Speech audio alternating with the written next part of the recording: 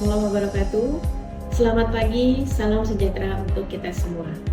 Perkenalkan, nama saya Nur Hayati, SH.MH, dosen tetap program studi Teknik Industri S1 Universitas Pamulang dengan nomor induk dosen nasional 0419059101. Saya mengampu beberapa mata kuliah sesuai dengan bidang keilmuan saya.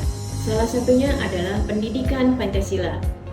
Perkenankan, kali ini saya untuk menjelaskan mata kuliah yang saya ampu. Sebelumnya, video ini dibuat dengan tujuan untuk memenuhi salah satu persyaratan sertifikasi dosen tahun 2024, yaitu pernyataan diri dosen dalam unjuk kerja Tridharma Perguruan Tinggi atau PDD UKTPT, khususnya dalam aspek pengajaran. Mata kuliah Pendidikan Pancasila merupakan mata kuliah wajib di perguruan tinggi. Hal ini mengacu pada pasal 35 ayat 5 Undang-Undang Nomor 12 Tahun 2012 yang menyatakan bahwa kurikulum perguruan tinggi wajib memuat mata kuliah pendidikan agama, pendidikan Pancasila, pendidikan kewarganegaraan, dan bahasa Indonesia. Adapun cakupan materi dalam mata kuliah pendidikan Pancasila ini meliputi yang pertama, pengantar pendidikan Pancasila, yang kedua, Pancasila dalam arus sejarah bangsa, yang ketiga, Pancasila sebagai dasar negara, yang keempat, Pancasila sebagai ideologi negara, yang kelima, Pancasila sebagai sistem filsafat, yang keenam, Pancasila sebagai sistem etika, dan yang ketujuh, Pancasila sebagai dasar nilai pengembangan ilmu. Mata kuliah pendidikan Pancasila menawarkan beberapa capaian pembelajaran.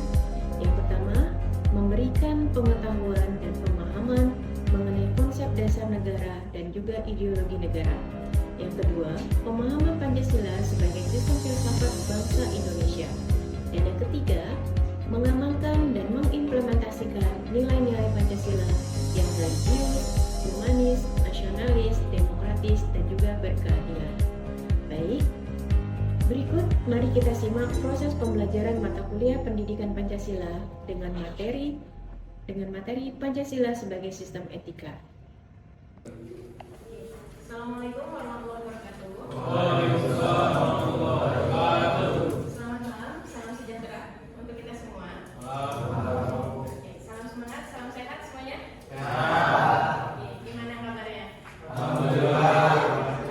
Alhamdulillah, pertemuan kali ini kita masih bisa bertemu kembali dan masih bisa menjalin tali silaturahmi, dan juga tentunya kita masih bisa untuk mempelajari atau berdiskusi mengenai materi kita untuk pertemuan hari ini. Tapi sebelum kita mulai, marilah kita berdoa terlebih dahulu menurut agama dan keyakinan masing-masing.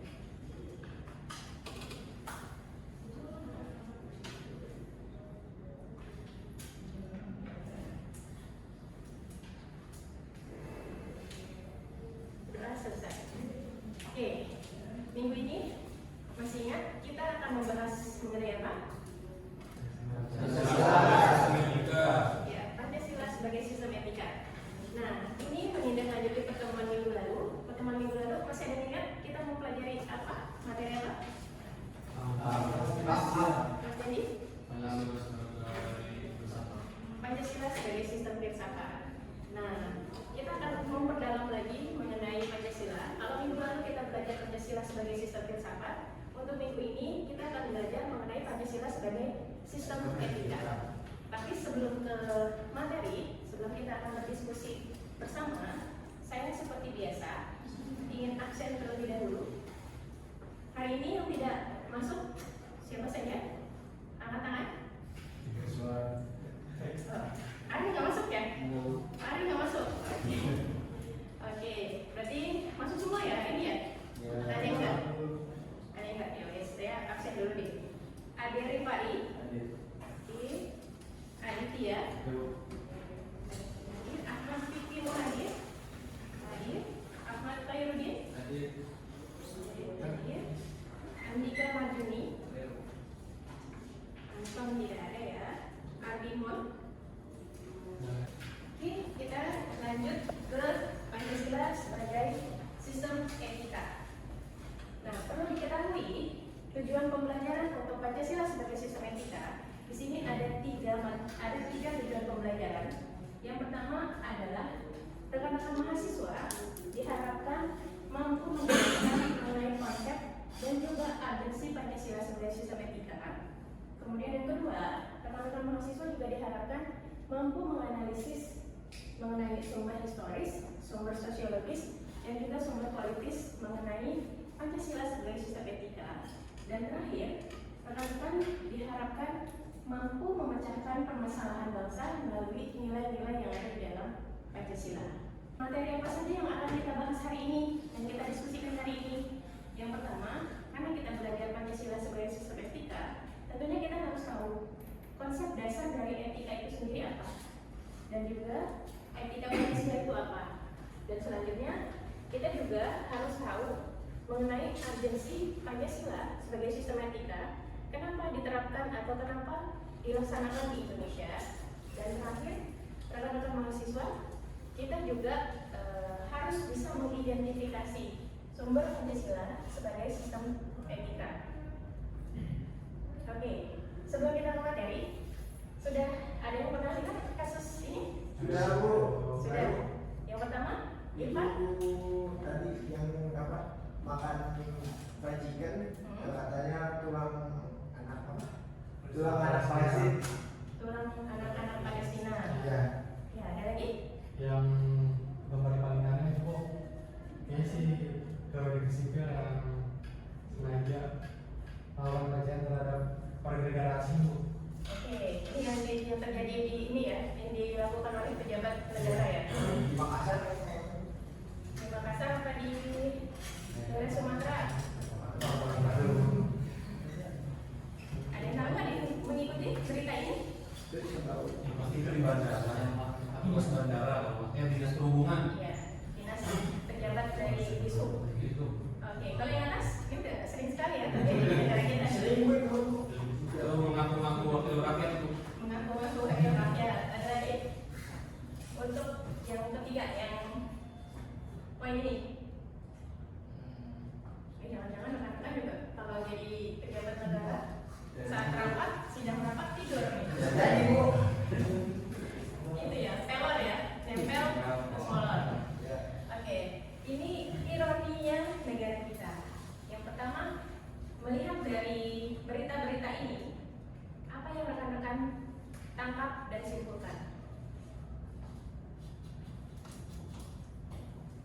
Apa sih yang rekan-rekan tangkap dan simpulkan dari yang pertama, video pelecehan mengenai korban-korban di Palestina sedang makan di McD. Ini kejadiannya baru kemarin ya, masih hangat, baru diangkat dari penggorengan.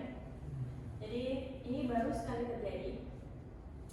Dan ini tuh anak-anak remaja, ironinya anak-anak remaja negara kita yang melakukan, mungkin mereka bercandaan, tapi bercandanya ini sangat-sangat tidak etis. Kemudian yang kedua, ini para wakil rakyat negara kita yang seharusnya bertugas, tapi malah tidur di saat rapat. Dan terakhir, ini ada pelecehan dari salah satu oknum pejabat Disub negara kita yang melecehkan warga negara asing. Dari ketiga kasus ini, apa yang rekan-rekan simpulkan? Etika itu perlu. Etika itu perlu. Ada lagi? Kaitannya dengan apa kasus ini? Nilai-nilai etika. Nilai-nilai etika. Ada lagi selain Marwan?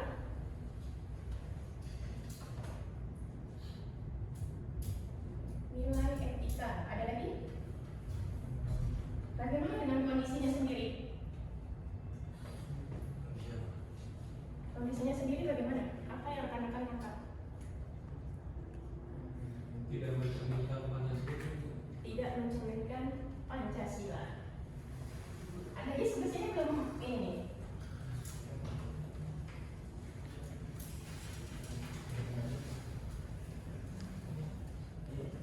Ada lagi?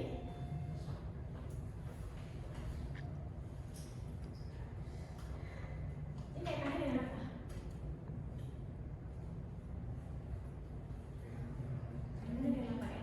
oke. Tidak Pancasilais, oke. Ada lagi? Berkaitan dengan moralitas negara kita. Nah, ini harusnya kita pertanyakan. Oke, selanjutnya. Sebelum kita beralih ke etika Pancasila, tadi di awal materi kita hari ini mempelajari mengenai konsep dari etika itu sendiri dan juga agensi dari Pancasila sebagai sistem etika. Nah, selanjutnya konsep dasar dari etika. Yang pertama nilai. Apa yang rekan-rekan pahami dari konsep nilai? Apa sih yang dimaksud dengan nilai?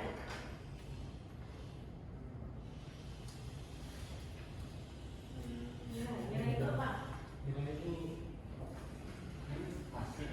Hasil. Ada lagi? Hasil. Ada lagi? Kemarin UTS rekan-rekan kan ada nilainya. Kemudian itu masuk ke dalam hasil ya. Kemudian misal saat ini emas logam mulia harganya sedang meroket. Nah, dari situ kita bisa masukkan atau kita bisa nilai bahwa emas itu berharga. Berarti makna. Ada lagi? Misal kita beli kendaraan produksi Tiongkok, motor deh. Kita beli kendaraan motor produksi Tiongkok dengan motor produksi Eropa. Kita bisa compare apa yang membedakan antara barang produksi Tiongkok dengan barang produksi Eropa. Norma itu apa sih? Kalau jenis-jenisnya rekan-rekan saya rasa sudah tahu. Ada norma kesultanan, norma kesusilaan, norma apa lagi? Norma hukum. Apa sih yang dimaksud dengan norma itu sendiri? Tadi sudah dijawab. Norma itu aturan bu, oke. Norma itu batasan, oke. Ada lagi?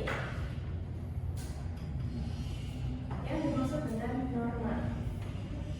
Norma kita harus menaati norma-norma yang ada atau norma-norma yang hidup di dalam masyarakat.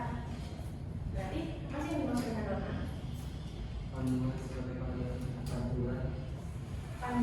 Peraturan juga ya. Panduan atau kaidah. Dan selanjutnya moral.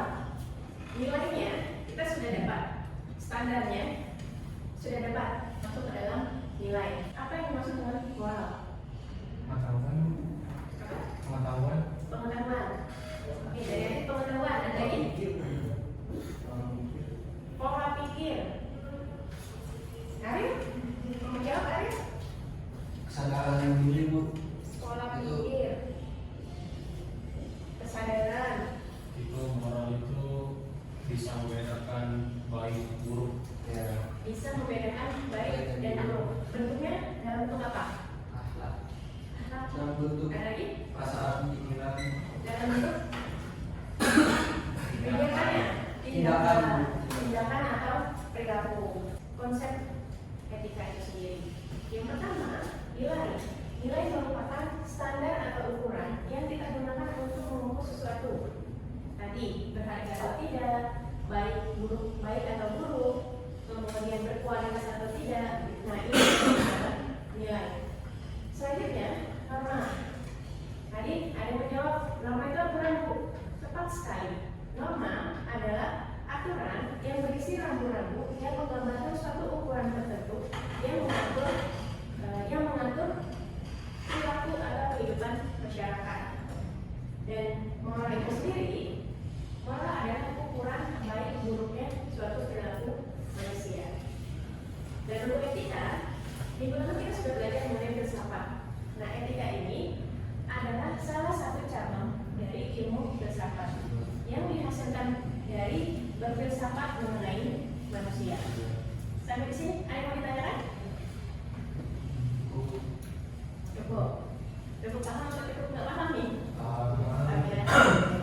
Next, bagaimana agensi Pancasila sebagai sistem etika? Alasan apa sih yang menjadikan Pancasila sebagai sistem etika ini diterapkan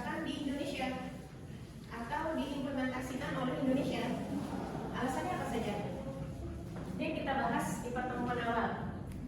Di pertemuan awal, sebelum saya masuk materi, saya pernah memberikan arahan untuk mengidentifikasi masalah-masalah yang ada di Indonesia.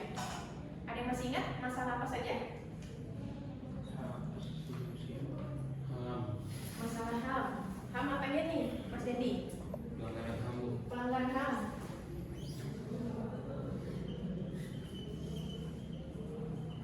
Ada lagi? Radikalisme. Radikalisme. Itu tugas yang kemarin ya. Ada lagi? Teroris. Ini kalau kita identifikasi permasalahan-permasalahan negara kita, ini sangat banyak. Ada lagi? Saking banyaknya kita bingung Bu, harus mulai dari mana gitu ya. Ada lagi selain pelanggaran HAM, radikalisme, terorisme, korupsi, kolusi, nepotisme. Nepotisme saat ini mulai terlihat kembali. Ada lagi?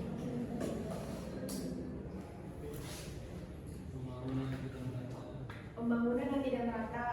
Ada kesenjangan ya, Mas Dendi?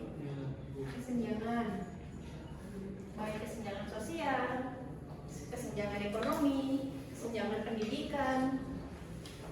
Jadi inilah permasalahan-permasalahan bangsa. Dan di sini saya memasukkan beberapa permasalahan bangsa. Apa yang tadi sudah rekan-rekan sebutkan, ini masuk ke dalam contoh yang saya sampaikan. Yang pertama, korupsi. Yang kedua, ketimpangan ekonomi. Yang kesenjangan ekonomi, yang miskin semakin miskin, yang kaya semakin kaya. Kemudian ada pelanggaran hak asasi manusia. Ada kesenjangan sosial. Kemudian ada juga dekadensi moral. Ini dari kasus yang tadi saya sampaikan di awal, itu salah satu bentuk dekadensi moral negara kita. Ini masih remaja atau masih ini ya, generasi yang sangat muda, tetapi dekadensi moralnya sangat rendah. Kemudian ada juga pajak yang mana masyarakat Indonesia yang menengah ke atas sudah banyak yang menghindari pajak. Jangankan menengah ke atas ya, kita aja kadang suka pajak motor sering lewat. Ya, ada di kelas ini yang pajaknya sering lewat. Ripaldi, Pak, itu salah satu bentuk pelanggaran etika Ripaldi. Kemudian ada juga terorisme, radikalisme, itu juga salah satu bentuk pelanggaran etika. Lalu solusinya apa? Ada yang bisa menyampaikan? Solusinya apa? Kumpulin jadi satu, ledakin. Hukum? Kumpulin jadi satu, Kumpulin jadi satu satunya. Terus? ledakin. Wah, sadis sekali. Kumpulin jadi satu terus ini ya. Next. Selanjutnya, menggali sumber historis, sosiologis, politis tentang Pancasila sebagai sistem etika. Yang pertama, sumber historis. Kita ketahui bersama bahwa dalam sejarah Indonesia ini terbagi menjadi 3 fase. Orde Lama, Orde Baru, dan era Reformasi. Masih ada yang ingat siapa sih pemimpin Orde Lama? Insinyur Soekarno, betul. Orde Baru? Soeharto, Soekarno? Soeharto. Oke, masih ini ya. Kalau era Reformasi? Ya, dimulai dari kepemimpinan Pak Habibie sampai dengan sekarang Pak Jokowi. Nah, sekarang kita mulai menggali sumber historisnya dulu. Dimulai dari Orde Lama. Di mana sih Bu letak sistem etikanya di dalam Orde Lama? Nah, sebenarnya di dalam Orde Lama sistem etika secara detail atau secara khusus itu belum ada. Tetapi di dalam Orde Lama, Pancasila ini berperan sebagai filosofis groundslab atau well stantungnya negara kita. Apa Bu yang dimaksud dengan Stantun atau Bronsweig? Ini adalah filsafat, ini adalah Pancasila sebagai dasar negara atau pedoman falsafah negara kita. Nah, di mana Bu letak etikanya? Letak etikanya tentunya ada di dalam Pancasilanya. Nilai-nilai Pancasila itu kan salah satu bentuk etika.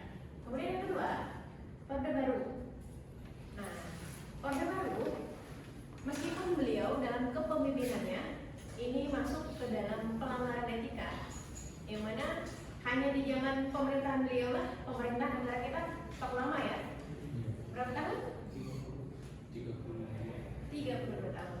Nah, di masa Orde Lama ini ternyata Pancasila sebagai sistem etika ini sudah disosialisasikan melalui program P4. Ada yang tahu kepanjangan P4? Ini anak-anak biasanya yang tahu generasi old nih. Kalau nggak ada yang tahu berarti kita generasi muda semua. Apa saya aja yang generasi old? Karena saya yang tahu. Oke, ada yang tahu kepanjangan P4? Pedoman, penghayatan, apa Agus? Pengalaman Pancasila. Pengalaman. Belibet ya. Pedoman, penghayatan, pengalaman Pancasila. Kemudian selanjutnya Pancasila sebagai sistem etika di era reformasi ini muncul karena adanya hiruk pikuk perebutan kekuasaan, yang mana ini lebih kepada pelanggaran etika politik. Oke. Next, sumber sosiologis bagaimana Bu? Dari mana kita bisa dapat Pancasila sebagai sistem etika dari sumber sosiologis? Nah, di sini kita ketahui bersama di awal, saat pertemuan awal juga kita pernah bahas bahwa Pancasila itu kan dihasilkan dari ekstraksi atau kristalisasi nilai-nilai budaya yang ada di Indonesia. Dan sumber sosiologis ini sama halnya. Yang pertama, kita ketahui bersama bahwa bangsa kita adalah bangsa yang religius, humanis, guyup. Ada yang tahu istilah guyup? Bersatu, persatuan. Kemudian ada musyawarah untuk mufakat, dan terakhir adil. Selanjutnya untuk sumber politis, seperti yang saya sampaikan tadi, di era reformasi, awal era reformasi, ini adalah awal di mana kita terjadi hiruk pikuk perebutan kekuasaan melalui politik. Nah, next, apa Bu fungsi dari Pancasila sebagai sistem etika? Di sini ada 4 fungsi. Nah, kita perlu tahu bahwa pentingnya Pancasila sebagai sistem etika ini adalah untuk menjadi rambu normatif yang mengatur perilaku masyarakat Indonesia untuk kehidupan masyarakat, berbangsa, dan juga bernegara. Nah, 4 fungsi ini ada 4 fungsi Pancasila sebagai sistem etika. Yang pertama adalah sebagai sumber moral dan inspirasi dan juga penentu sikap. Yang kedua, sebagai guidance atau pedoman setiap warga negara untuk tata pergaulan, kemudian baik lokal maupun nasional ataupun internasional. Yang ketiga, Pancasila juga menjadi dasar analisis bagi berbagai kebijakan yang dibuat oleh negara. Jadi setiap keputusan-keputusan atau kebijakan-kebijakan negara tentunya dibuat berdasarkan Pancasila. Dan yang terakhir, Pancasila juga dijadikan sebagai alat filterisasi. Anak teknik paham ya apa yang dimaksud dengan filterisasi? Ya, apa yang dimaksud dengan filterisasi? Penyaringan. Jadi Pancasila dijadikan sebagai alat penyaringan, alat filterisasi untuk pluralitas negara kita. Kita ketahui bersama bahwa negara kita dianugerahi oleh Tuhan Yang Maha Esa, keanekaragaman budaya, keanekaragaman suku, kemudian keanekaragaman agama, keanekaragaman kekayaan sumber daya alam, itu sangat-sangat berlimpah sekali untuk negara Indonesia. Jadi melalui Pancasila lah kita difilterisasi. Next, tugas lagi Bu.